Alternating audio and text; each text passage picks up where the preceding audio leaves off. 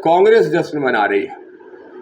कांग्रेस कल जश्न मना रही है तो कांग्रेस से कहूंगा, उधार के सिंदूर पे सुहागन न बने कांग्रेस। उधार का सिंदूर मांग में भर के कांग्रेस सुहागन बनने की कोशिश ना करे। कांग्रेस को भी मालूम है कि ये जीत कांग्रेस की नहीं बल्कि नरोत्तम मिश्रा के आशीर्वाद की जीत है। भारतीय जनता पार्टी ने जो कार्यकारिणी भंग की है उसमें मैं स्पष्ट तौर पे कहूंगा कि प्यादों पे गाज गिराने से क्या होता है।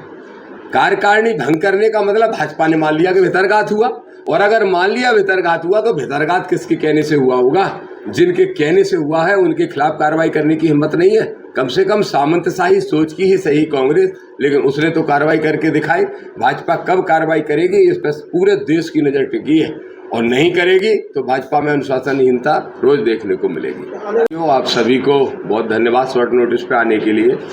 साथियों, दतिया का चुनाव संपन्न हुए आज तीसरा दिन है, और मैं देख रहा हूँ लगातार भोपाल की मीडिया के द्वारा और सभी जगह दो तरह के नैरेटिव बहुत तेजी से चलाए जा रहे हैं। जब चुनाव चल रहा था तो दामोदर यादव आजाद समाज पार्टी के प्रत्याशी को भाजपा की बी टीम सिद्ध करने के लिए एक सत्ताधारी दल के और उससे भी ज़्यादा कहें तो विपक्षी दलों के कहने से एक नया नैरेटिव सेट किया जा रहा था। लेकिन आज स्थिति देखो आप, आज जब भारतीय जनता पार्टी सत्ताधारी दल हार गया चुनाव, तो अब ये नैरेटिव सेट किया जा रहा है कि दामोदर यादव की वजह से भाजपा हारी है। अब पहले तो तय कर ले लोग कि कल मुझे नरोत्तम मिश्रा की बी टीम और भाजपा की बी टीम, हमारी पार्टी को बी टीम कह रहे थे, और आज कह रहे हैं हमारी वजह से ही भाजपा हार गई है।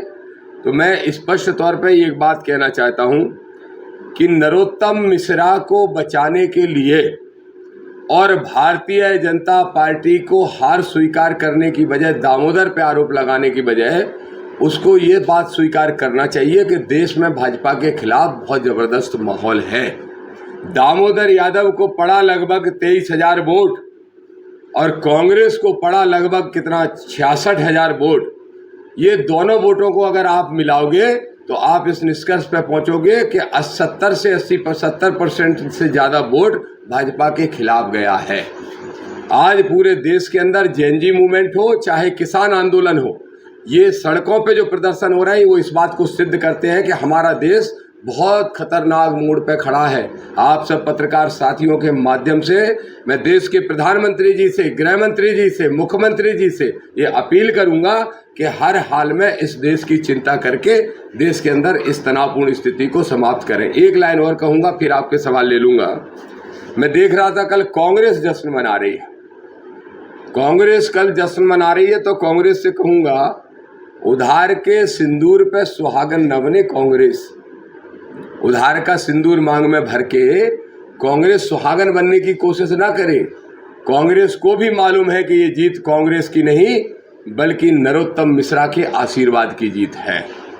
एक बात स्पष्ट तौर पे जीतू पटवारी मैं आपसे कहना चाहता हूं कि ये जीत कांग्रेस की नहीं है, और पीडीए वालों से भी कहना चाहता हूं, पीडीए वाले बड़ी खुशियां मना रहे हैं, तो क्या वो भी नरोत्तम मिश्रा के साथ मिलके जो पीडीए का नारा देते थे वो एक पिछड़े को हराने के लिए यह काम कर रहे थे? तो फिर उस पीडीए की भी पोल निश्चित रूप से इस चुनाव से खुल जाती है।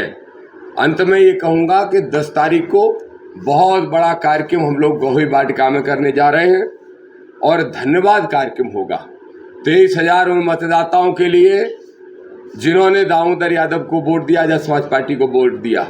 इसके साथ साथ उन कार्यकर्ताओं के हौसले को सलाम करने के लिए जो कई मुख्यमंत्री, केंद्रीय मंत्री और विधायक सांसदों के सामने बिना धनबल के डटे रहे, जिनकी वजह से एक नए तीसरे दल का उदय हुआ जो दतिया से चल के पूरे प्रदेश में नई राजनीति को 28 में स्थापित करने का काम करेगा। अब आप सवाल दे सकते हैं। तो हमारा तो एक सामाजिक संगठन है, उस संगठन की हुई है, हमारे राजनीतिक दल की कोई कार्यकारिणी भंग नहीं हुई है। लेकिन भारतीय जनता पार्टी ने जो कार्यकारिणी भंग की है उसमें मैं स्पष्ट तौर पे कहूंगा कि प्यादों पे गाज गिराने से क्या होता है। कार्यकारिणी भंग करने का मतलब भाजपा ने मान लिया कि भितरघात हुआ, और अगर मान लिया भितरघात हुआ तो भितरघात किसके कहने से हुआ होगा? जिनके कहने से हुआ है उनके खिलाफ कार्रवाई करने की हिम्मत नहीं है। कम से कम सामंतशाही सोच की ही सही कांग्रेस, लेकिन उसने तो कार्रवाई करके दिखाई। भाजपा कब कार्रवाई करेगी इस पर पूरे देश की नजर टिकी है, और नहीं करेगी तो भाजपा में अनुशासनहीनता रोज देखने को मिलेगी। आने वाले चुनाव में जो छोटे छोटे दल है अप्रूव होंगे? निश्चित रूप से आजाद समाज पार्टी की मैं बात कर रहा हूँ। इस मध्य प्रदेश में मुरैना से लेकर सिंगरौली तक 78 सीटें ऐसी होती हैं जहां तीसरा दल बहुत ताकत से चुनाव लड़के जीत हार बिगाड़ने के साथ साथ खुद जीतने की स्थिति में भी रहता है। उन 78 सीटों पर हम तैयारी कर रहे हैं और नगरीय निकाय चुनाव और त्रिस्तरीय पंचायत के चुनाव जो 6 महीने बाद होने वाले हैं उसके लिए 10 तारीख को हम रणनीति बनाएंगे, धन्यवाद कार्यक्रम भी करेंगे और आगामी चुनाव की बहुत मजबूती के साथ तैयारी भी करेंगे। आज चुनाव आयोग द्वारा एसपी कलेक्टर को भी कारण बताओ नोटिस दिया गया है कि आपने जो 3 साल से जमे हुए अधिकारी कर्मचारी हैं उनको हटाया क्यों नहीं? बिल्कुल हटाना चाहिए। ऐसे अधिकारियों को जो किसी न किसी नेता भक्ति में, स्वामी भक्ति में लीन हो जाते हैं, उनके खिलाफ कार्रवाई होनी चाहिए थी। लेकिन इतना मैं जरूर कहूँगा कि कलेक्टर एसपी ने अच्छा काम किया है और प्रयास किया है कि निष्पक्ष रूप से चुनाव हो सके। ये कलेक्टर एसपी का प्रयास रहा है। ईवीएम में कुछ छेड़छाड़? मैं किसी तरह के ईवीएम पे कभी आरोप नहीं लगाता। आदरणीय मनोज जी, आप देखेंगे तो पाएंगे। क्यों भाई, मैंने कभी ईवीएम पे आरोप लगाए? ईवीएम पे तो आरोप वो लगाते हैं जो नाच रहा है आंगन टेढ़ा। तैयारी करेंगे नहीं, बाद में ईवीएम को दोष देंगे। अभी कांग्रेस गलती से 6000 से हार जाती तो ईवीएम चिल्लाती। मैंने तो आकलन किया कि भाई हमारे जो 66,000 आने चाहिए थे उसके 23,000 क्यों आए? तो 33,000 वोट। एक बात जरूर आपसे बहुत महत्वपूर्ण कहना भूल गया, ये जो नैरेटिव सेट हो रहा था कि दामोदर यादव को तो बीजेपी लड़ा रही है, पहले नरोत्तम लड़ा रहे, फिर नरोत्तम चले गए तो कहने लगे बीजेपी लड़ा रही है और बाद में कहने लगे बीजेपी दामोदर की वजह से हारी। दामोदर बीजेपी की वजह से हारा, ये जरूर कह रहा हूं, और वो भी बीजेपी के मुख्यमंत्री की तरफ से कुछ दलाल प्रवृत्ति के यादव भेजे गए थे जिन्होंने ये गलत नैरेटिव यादव समाज में दिया कि अगर दामोदर यादव जीते और मोहन यादव हट जाएंगे मुख्यमंत्री की कुर्सी से तो आपको बड़ा यादव चाहिए कि छोटा एक पद पे यादव चाहिए। इसलिए आज यादव परसों से लेके आज तक मुझे फोन कर करके दुखी हो रहे हैं, रो रहे हैं, नाराजगी प्रकट कर रहे हैं, अफसोस प्रकट कर रहे हैं कि हम गलत नैरेटिव के शिकार हो गए। और अगर मोहन यादव को हटना था तो अब तो कांग्रेस जीत गई, हट जाए मोहन यादव, दे दे इस्तीफा तो मैं मान जाऊंगा। नहीं तो ये बीजेपी के जो कुछ दलाल घूम रहे थे जो यहाँ जिला पंचायत अध्यक्ष बनने का ख्वाब पाल रहे हैं, उन सब की जमानतें जब्त कराएंगे, उनके धनाढ़ लोगों के पूरे धन की हैकड़ी निकालने का काम हम करेंगे। दतिया हार की जिम्मेदारी किसको लेना चाहिए? मैं समझता हूँ दतिया हार की जिम्मेदारी तो पूरी वाजपेयी को लेना चाहिए। अब उसमें नरोत्तम मिश्रा उसमें सबसे बड़ा फैक्टर है, इसमें तो कोई दो राय है नहीं। नरोत्तम मिश्रा इसलिए फैक्टर है। हाँ बिल्कुल, अप्रवासीय लोग आए थे। भारतीय जनता पार्टी का सबसे गलत मूव यही था मेरे हिसाब से। अगर उनको नरोत्तम मिश्रा जी के कार्यकर्ताओं पे, जो कि भाजपा के भी कार्यकर्ता हैं, अगर उन पे डाउट था तो एक एक आदमी अपना बाहर का उनके साथ रख देते।